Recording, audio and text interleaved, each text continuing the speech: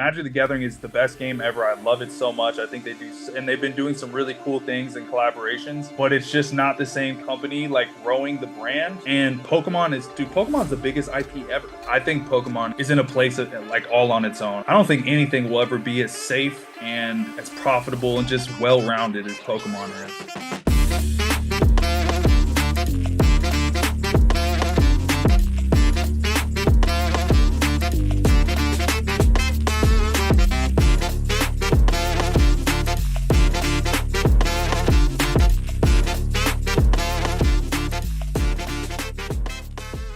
What's going on, everybody? Welcome back into the break room. I'm your host, Cody Pasby. Make sure to like this video, subscribe to Mojobreak Media, hit that bell. You'll be notified anytime we have a new episode of the break room, a new episode of our weekly podcast, The Hype, or a new box break. We have a new one every single week. And this week on the break room, TCG fans, you're going to love this one. We have Cassius Marsh, former NFL player and currently a Magic the Gathering celebrity and super fan. We talked to him about Magic, Pokemon, his NFL career, and much more. And let us know in the comments, do you want to see more TCG? Do you think Pokemon and Magic are worth investing in long term? Let us know and check out our conversation with Cassius. What's going on, everybody? Welcome back into the break room. Cody Pasby with you, and joining me today, he is an 8-year NFL vet, former defensive end in the NFL, played with the Seahawks, 49ers, among other teams, and he is now owner and founder of Cash Cards Unlimited. They got multiple locations in Southern California. He is Cassius Marsh. Cassius, welcome into the break room, man. How you doing? I'm great, man. I appreciate you guys having me. Of course. Happy to have you on, man. And like I said before we were recording, we've had this connection going. Glad to make it happen. You have been such a huge face in the TCG community and now your post-playing career. It's pretty incredible. It's really taken on a life of its own. Just I guess just talk about like how this all came to be, where like you have taken on I think, you know, I've seen a podcasted streams with millions of views and stuff, and you are full on like a huge face for the Magic the Gathering community. What's that been like post-playing career to really shift gears in a totally different way? You know, it's been a beautiful blessing for me, bro, just to find something else that I really enjoy and have like a lot of love for. You know, I've been into trading cards since I was a kid. Started with Pokemon. You know, Yu-Gi-Oh came out. I went crazy for Yu-Gi-Oh, and then I found Magic the Gathering, and you know, the rest is history. I've been a fan of and a participant in the community since I was like I would say like 7 or 8 years old. And you know, obviously sports cards were always a big part of my life as an athlete. And like, you know, we had sports cards, baseball. I never got into it like that because I, you know, went more the TCG route. But like, it was always a part of my life, you know, it was always close by. And so it's just been a blessing, man. It's been awesome to be able to build a business that I really love, and I truly enjoy doing what I'm doing. And I can, you know, do podcasts like this on a, you know, on a Wednesday afternoon and just talk about trading cards, man, and talk about all the cool stuff going on in the industry. So I'm super grateful. You know, we've come a long way, and yeah, I love the community. I love where it's going, and I'm stoked to have so much support, you know, for my business. Yeah, it's been incredible to see it taken off the way it has over the last few years. It's been a ton of fun. But real quick, you mentioned you got into this as a kid. What was the thing? Do you remember like opening a pack or like going to the local shop? Like what really hooked you in as a collector at a young age? So this is like actually one of the, like, this is like the key. It's like one of my key, like, fundamental foundational memories. So my auntie and my grandma lived in this trailer park here in Simi Valley where I grew up. And one of the ladies in the trailer park had started buying Pokemon packs and like selling them. Like, I think, you know, she probably bought them for like $2.50. She was selling them for $5. And so I would save my money, and my grandpa was giving us allowance, and I would save my money, and literally I would go straight from getting my allowance from my grandpa. We'd walk over to this trailer and we'd just buy a pack. And that was the only time I ever got to rip packs back then, because, you know, we didn't have a ton of money growing up, so I couldn't really go super ham.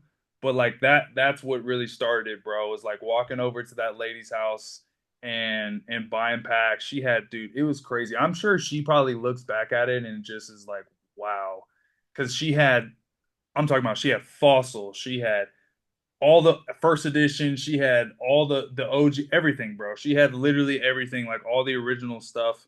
I was a customer for of hers for probably 2 or 3 years. That's kind of where it all started for me with the trading cards, man, was just being able to go over there and open up packs, and you know what I mean? It was like a community thing. All the kids went together and bought packs together. Yeah, she was on to something. Like, I feel like the last year, and we're gonna get into some of the craziness with Pokemon, especially. Yeah. She was on to something. If everyone's like, "Oh, the scalp, hey, the hustle," it's always been there. She was a trendsetter right there, flipping those packs for For 50, sure. doubling it up. Listen, it's about convenience. You know what I mean? It's about, convenience. Like, back then you couldn't order stuff. There was no Amazon. So like, she's like, dude, there's a ton of kids in this trailer park. Like, I'm sure they're collecting Pokemon cards.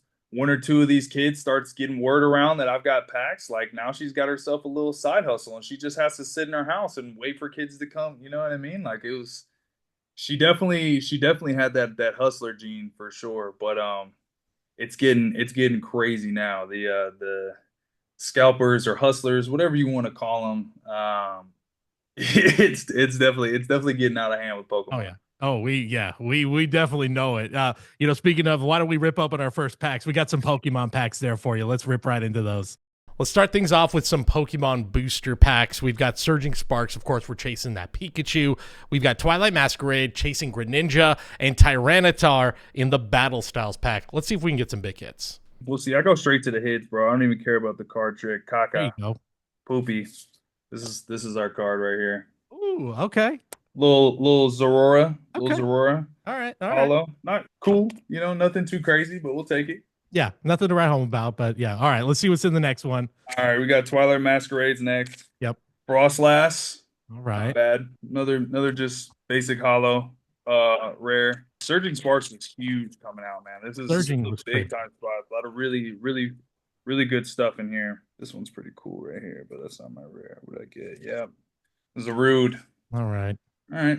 All right. Oh Well, good. all right. Can't hit every time. Can't hit Exactly. every time. We're Yeah. just starting it off. It's an appetizer right there. Yeah. That's all Yeah. it is. So we've already mentioned it. Pokemon cards taken off, I think, Crazy. in a way that, like, especially in like the last year, that is almost, it's kind of shocking. Like, especially for, we were there at in the early days of when Yeah. hobby had a humongous boom, Yeah. Yeah. 2020, 2021. And Yeah. we are kind of seeing that same thing happening with Pokemon right now, which is nuts. But I It actually, feels different though. It yeah, does. It yeah, feels oh yeah. different. How so? I want to hear why. Because all right, so 2020 when it happened, it was like Pokemon cards.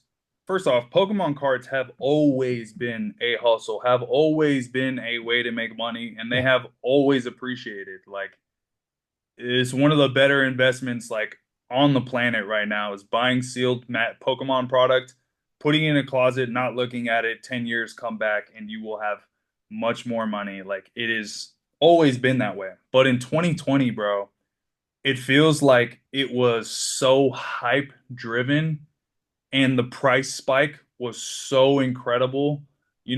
I think some of the highest prices ever are still from like that 2021 like time, like first edition Charizards, what they were selling for, like all the vintage stuff um was just like going insane, and everybody was digging up all of their stuff from the garages, and like everybody was like this was like kind of feels like the coming out of like, yo, Pokemon, like people didn't know back then, but now people know Pokemon cards are worth money. Like nobody's like doesn't know.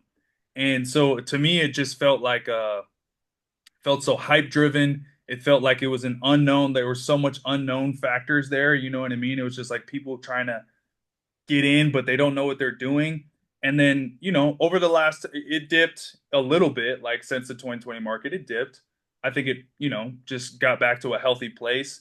And in the last 4 years, man, the amount of hype and the amount of growth for not only, Pokemon, but just for the trading card industry in general has been insane. I mean, you got to think about the celebrities that have come into and come out about their participation and their them collecting. You got Justin Bieber, you got Posty, you got Tom Brady just bought a shop recently. Like you got big money, big name people adopting or not adopting, but endorsing like trading cards and showing that they're a part of the community and that they're that fandom, you know. So I think over the last 4 years you've had stuff like that happen, and it's just been a natural growth in the industry.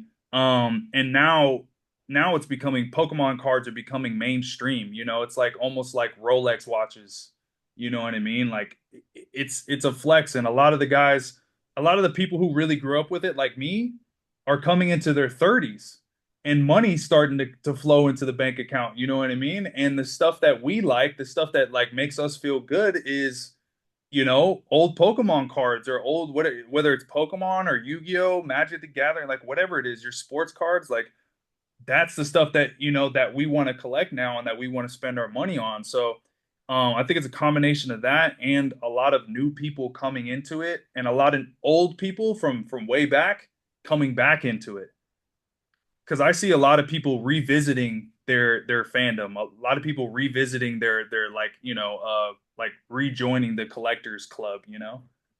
Yeah, I 100% agree. It's the nostalgia is there. I think too there's something about like people who got back into this from the sports side maybe saw the volatility on the sports side of like injuries and so much is at play, whereas Yeah, Pokemon feels safer. You know, it's the old. yeah, I've heard it a million times that yeah. Charizard can't tear his Charizard ACL. can't tear his ACL. But it's Exactly. true. It's really, really true. It With all that is. said, because I know Magic is how a lot of people found out you were such a big collector. Do Yeah. you see Magic the Gathering reaching this potential of people buying the boosters, people buying this, or at the level, I guess, of No, Pokemon? no, Even with some nobody. of these new tie-ins, like we've been seeing that Lord of the Rings stuff was Yeah, wild. crazy, See some other crazy. stuff on the horizon Yeah. as well. Magic the Gathering is by far the best game that has ever been created. I think it is it's extraordinarily complicated. It's interactive in so many ways. It is definitely the best game. But there's no show. It's older than Pokemon. We still don't have a TV show or an animation. And the amount of lore that there is there that's available. I just think the difference is that the company that runs Pokemon really knows what they're doing. And as much as I think WotC, like I said, Magic the Gathering is the best game ever. I love it so much. I think they do, and they've been doing some really cool things and collaborations, but it's just not the same caliber of company like growing the brand. And Pokemon's the biggest IP ever, you know? So like I just don't know that I see Magic ever being on that same scale, but Magic, you know, with these new collaborations is growing. I think they're going to get a lot of like, you know, new players and stuff. But I think Pokemon is in a place like all on its own. I don't think, you know, I don't think anything will ever be as safe and as profitable and just well-rounded as Pokemon is. Yeah, you said it. Maybe the biggest IP ever. Very few brands have been able to cross to trading collectibles, video games, movies, TV as seamlessly, with all of them basically being close to the same amount of popularity. Yeah. Right. That's a tough ask. Absolutely. We're taking a quick break here on the break room to let you know about Mojobreak.com. It's your one-stop shop for the best breaks in the hobby. We've got all the new releases, all the sports, entertainment, and when you use promo code BreakRoom6 at checkout, you're going to get 10% off your next order at Mojobreak.com. And who knows, you could get some huge hits like these. Alaska. Triple logo, man. What's up? What's up? What's up? Oh my God! We did it! So don't wait. Use promo code BreakRoom6 at checkout for 10% off your next order. That's BreakRoom6 for 10% off at Mojobreak.com.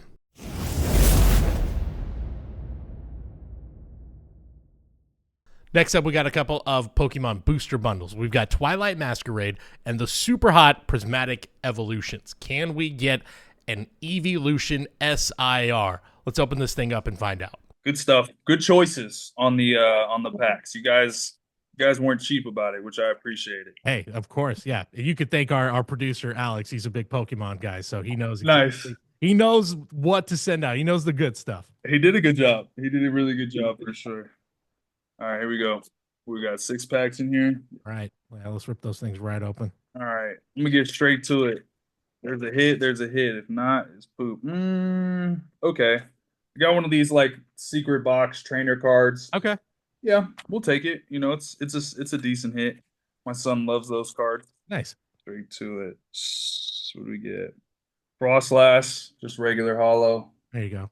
All right. We got a Fione art card. That's real Ooh, nice. that's nice. There you go. Dude, people have been really crazy about these art cards lately. They're seeing a lot of growth. A lot of people have been buying them out like on TCG Player and doing some crazy things, but I've always been a fan of these and I was surprised that a lot of them are so cheap, but I think a lot of these cards are gonna continue to go up, man. All right. Prismatic Evolutions. Prismatic. This stuff was flying off the shelves. Still is, man. It is Crazy. for sure the hottest set of 2024. Oh yeah.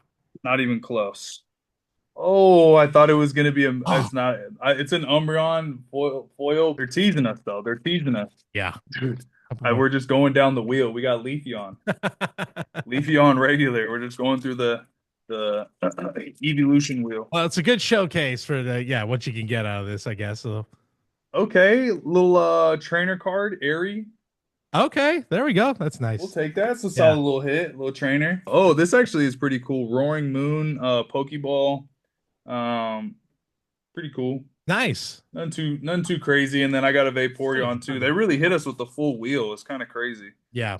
We got the Umbreon, Leafeon, and Vaporeon all in all in the bundle. But There you go. pretty dope. We'll take it. You Yeah. know, not Well, a complete whiff. We'll take it. I do want to shift gears over to your football career. You played 8 years in the NFL. Played for Seahawks, played here locally with the 49ers for a few years. You had some comments of a few years ago now. It's been a little while. It's about your time with the Patriots. We don't have to litigate it too much. Yeah. But there has been a good amount of time since I think some of those comments have come out. Things have clearly changed for that team. So do you feel like now that time has passed that their sort of fall is just kind of like a natural thing and hey, it happens, like teams have their ups and downs, or do you attribute it to that style of coaching maybe no longer working, or is it really as simple as like they don't have Tom Brady anymore? Listen, I think Bill Belichick and the Patriots organization are, I mean, they've clearly just done a phenomenal job of winning, and they did it despite spending probably the least amount of money amongst teams in the league. They're always at the bottom of the salary cap. They've always got a ton of money left over to spend, and somehow they won, 6 championships. And I would attribute that to Tom. I think Tom is definitely the GOAT. I think that without Tom Brady, we definitely would not be talking about Bill Belichick in the light that we do. But what I will say about Bill is he is a excellent football coach. He knows the game better than anybody in the league. He loves the game. It's like all he lives for it. And I the way that they ran their organization, it wasn't fun. The daily work day wasn't what I was accustomed to. Like I came from the Seahawks where it was like family and competition and fun and like we shot hoops in between meetings to like start off meetings, and it was just like a whole it was what I've always felt about football is that it's like a fun family, thing. And the Patriots were just like it was just like the military. And I don't know anything about the military, but if I could imagine what it would be like, I think that's kind of what it'd be like. But you lose somebody like Tom Brady, it's going to be hard to replace, and winning in the NFL without a quarterback is just impossible. And Bill's coaching style is tough to deal with, and I think especially for the kids coming into the league now and probably over the last 3 or 4 years is just they're just different, you know. That style of coaching was much more common, you know, around my time and even, you know, before then. So I think, you know, you know, yeah, it's tough, bro. Yeah. I think losing Tom Brady ultimately is just the reason why. I don't think it's a reflection of how great of a coach that Bill is. You know, I think his coaching style definitely probably led to his departure out of the league. You know, it's tough. It's tough to treat guys like that for too long. You know, yeah. Yeah, Unless you're winning, when exactly. you're winning, you win 6 championships. You deal with that type of treatment because you're winning Super Bowls, and it is so incredibly hard to win Super Bowls. So, like I said, nothing but respect for that organization, for Bill Belichick, Tom Brady, all the guys who I played with over there. Amazing group of men. And yeah, I mean, it is what it is now. Got a whole nother regime over there. We had to throw in some Magic the Gathering for you, so we are going to rip open this Aetherdrift Magic the Gathering Play Booster box. I know we're looking for those fractured foils, but tell us a little bit about what else we're looking for in these boxes. This is a play booster. I haven't opened a ton of so there used to be like set boosters, draft boosters, and collectors boosters. Now it's just you just have play boosters and collector boosters. So I'm not honestly sure what I don't think the top level of rarity gets opened in these, but I haven't opened too many play boosters, so Okay. I'm not sure. Going towards some of the IP, I know they've done it for a little while, but that Lord of the Rings set was like a sensation. Obviously, that chase for the One Ring was huge. Incredible. As like a longtime collector, are you like, this is awesome, it's bringing in new people, or is it like, I'm still hardcore collector, I don't need the IP, I don't need the I don't need a SpongeBob meme set, I just give me the magic I've known to grow and love. No, I love what they're doing because to me it's like why wouldn't you? Like why would you be against it? You know, I think the people who are against it are the ones that just want it to be cheap and want it to be like like there's a big gatekeeper kind of culture when it comes to Magic the Gathering. Like they really don't want too many people to get into the game because they're afraid of it becoming too expensive. Which I do understand because like people spend a lot of money on Magic because you know a lot of people have like it's very common for somebody to have like 10 decks, you know, and they may have like 4 or 5 grand invested into those 10 decks. So, you know, if the game becomes more expensive and they can't get certain cards and stuff, like I do get where they're coming from, but for me, it's like about the culture and the community and bringing more people in. And like to me, you know, the Lord of the Rings people, like I had people hitting me up for those boxes that had no interest in playing the game, had never thought about sports guys hitting me up, like everybody. And I thought it was incredible because you know, you've got people chasing after this collectible piece. Like I think that's a great part like about Magic that hasn't really been there until recently, the collectability side of things.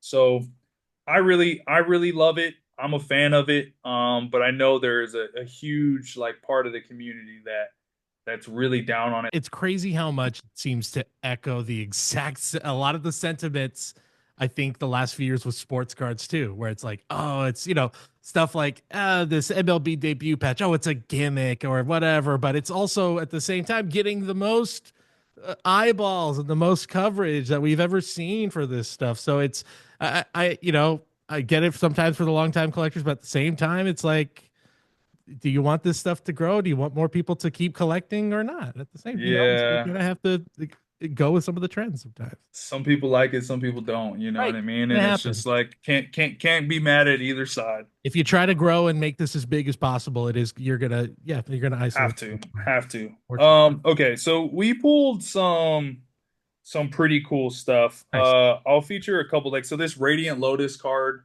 This was a big chase card in the set. I think this is about like 20, maybe $30. This card Unstoppable Plan is really good. Nothing too exciting. It's hard to like there's nothing hype here, you know. But the one of the cool things about this set that they did is they did in the box toppers, they did these gold cards like this, Those look great. that are like you know, the, like a rare from the set comes in it. That's gold, and then you get like a full art land that's gold. So these are really cool, very popular thing that they did from this set in particular. But yeah, I mean, we didn't pull anything crazy. Okay. Okay. But yeah, those gold cards do look really, really nice. I do They're love them. sick. One more thing about your NFL career before we get to our 2024 Illusions football box. A moment on the field. I know you've talked extensively about this moment. Uh, You're the worst taunting call I probably have ever seen. yeah. In the few years since then, have you seen anything when watching games where like that is still the worst call I have seen now that we've had a few years of games? Have you seen a call that's more egregious than the one you got called on? No, no, I really haven't. And I think what makes that call so bad is like the fact that like that sack would have been like a game-winning sack, and it got taken away, and we kind of lost the game. But they also got the first pick in the draft because of that. You know, like it worked out for the Bears organization in the long run, but it was just bad. I don't know. I didn't like, I always look back at the game and I think like, was I an asshole to one of the refs, or like, did I do, something like, was I chippy or nothing? Like, it was really nothing like that, like in the whole game. So I really have no idea what that dude's like hang up with me or whatever. It was weird. The hip check was super weird. It's like a good bad thing, it's like a positive negative type of thing. Like it was negative in the moment because like I'm a competitor, like anything that anything that contributed towards like my team losing, like I'm pissed off about, especially if it's my fault. So that weighed heavy on me. But it also is like one of those memorable moments that people kind of never have forgotten, and always will remember me for that moment. It's a weird thing because it's like is it, I guess I fucked up, kind of thing. I guess. Yeah, yeah, well, yeah. I think But I think that the everyone has spoken that yeah, ref I think I, definitely did I think I wrong. was all right. I think I did an all right job. I think I was pretty cool. But Yeah, it's all good. That ref ended up retiring after that season. So very interesting. yeah, super Very interesting interesting. stuff. Yeah. Final box. We saved some football for last. 2024 Panini Illusions football. This one's still brand new. 3 autos, 2 memorabilia cards in every box. Chasing those Jayden Daniels rookies as well as Caleb Williams, and autos of guys like Mike Penix and JJ McCarthy. What do you think about Illusions football? I like illusions. Yeah.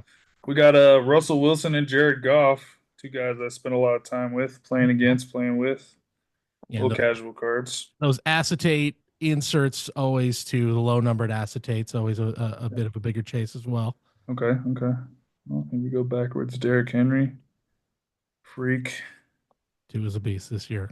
Freak. We got Mike Evans out of 99. That's cool. Nice. Geno Smith. Shout out to Geno once again. We got Michael Penix rookie card. We'll take that. Nice. Take that. And then Adam Thielen. Oh, here we go. Ooh. Okay, we got a Jamar Chase and Chad Johnson patch card. This one's pretty Ooh, cool. I'm there we sure go. There's our we'll scan duos this right one. there. Andre Ware had a 299 auto. That's a vintage OG We got a throwback right there. Ooh, I like throwback right there. Andre Ware. I've never heard of him. Justin Herbert, Austin Eckler, and a Lad McConkey rookie. We'll take that. nice. Micah Parsons, Will Shipley auto out of 25. Ooh, low number Ooh. auto. Okay. Colts Adonai Mitchell rookie patch auto There we go. out of 99. There's our last auto right there. Okay. Okay. We Not got an bad. Andre Ware throwback in there. That's kind of a cool one. All right, so we got what is it? A Donnie Mitchell auto out of 99. We got the Andre Ware auto out of just an auto or out of 299, and then we got the Will Shipley auto out of 25. There you go. That's probably our best one. So hoping for a big Will Shipley year Yeah, 100%. Hopefully it goes off for That's sure. what we're betting on. Cassius, this was a lot of fun, man. We really appreciate you coming on the show. Enjoy the cards. Hopefully we get, like I said, we get that big Will Shipley 2,000-yard rushing season next year, and then it'll all pay off, right? 100%, man. Dude, listen, thanks for having me. I appreciate the time, and we'll definitely chop it up soon, man. Absolutely, absolutely. Yeah, if you're at the National, Fanatics Fest, any of those shows, like we'll be out there in full force. I'll see you guys at both of those shows for sure. Awesome. And anything you want to plug? Obviously, the shop. Where can we find you? Breaking where all that stuff. Let us know. Yeah, man. So cashcardsunlimited.com. Any way you guys want to support the shop. We've got everything under the sun's Cash Cards Unlimited, sports, all TCGs, One Piece, Magic, Pokemon, all the things. So you can see us on cashcardsunlimited.com. And then we're streaming on TikTok. We have 3 pages on there. Go check us out. Go follow us. We post a ton of content on our TikTok, Instagram, all the social media, Facebook, Twitter, X, or whatever. So you guys can follow us on all those social platforms. And then we're also on Fanatics Live too. So yeah, man, any type of support would be appreciated. And I appreciate you guys having me on again. Absolutely. Appreciate you, man. Thanks for stepping into the break room. Big thanks once again to Cassius Marsh. If you're in SoCal, make sure to stop by Cash Cards Unlimited. Their shop looks amazing. I can't wait to visit it myself.